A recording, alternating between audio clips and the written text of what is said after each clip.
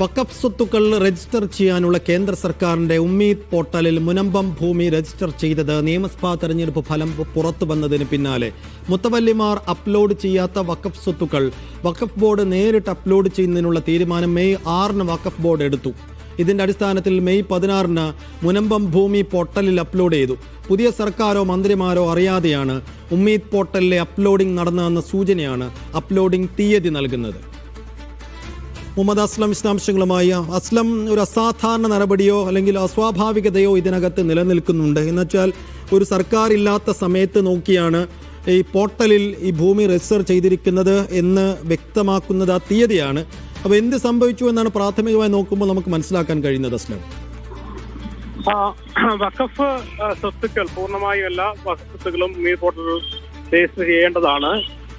വഖഫ് ബോർഡിനെ സംബന്ധിച്ചോളം വഖഫ് ബോർഡിൽ രജിസ്റ്റർ ചെയ്തിട്ടുള്ള ഭൂമികൾ മുത്തവല്ലിമാർ ചെയ്തില്ലെങ്കിൽ അത് വഖഫ് ബോർഡ് തന്നെ ചെയ്യാനുള്ള അവകാശം ഇത് പുതിയ നിയമപ്രകാരമുണ്ട്. അതിന്റെ അടിസ്ഥാനത്തിലാണ് തീരുമാനം എടുത്തത്. അതേസമയം തന്നെ ആ തീരുമാനത്തിന് പിന്നിൽ അതിന് ചില അസ്വാഭാവികമായ നീക്കങ്ങൾ എന്ന സൂചനകളാണ് ഈ ഒരു തീയതികൾ നൽകുന്നത്. അതായത് ഒരു സർക്കാർ അധികാരം കഴിഞ്ഞു, അടുത്ത തെരഞ്ഞെടുപ്പിന്റെ ഫലം വരുന്നത് മെയ് 4-നാണ്.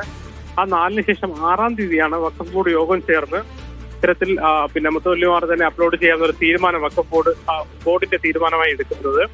എന്നിട്ട് 16-ാം തീയതിയാണ് ഇതിന്റെ അപ്ലോഡിംഗ് പ്രോസസ്സ് പൂർത്തിയാവുന്നത്. അതായത് 18-ാം തീയതിയാണ് പുതിയ സർക്കാരിന്റെ സത്യപ്രതിജ്ഞ.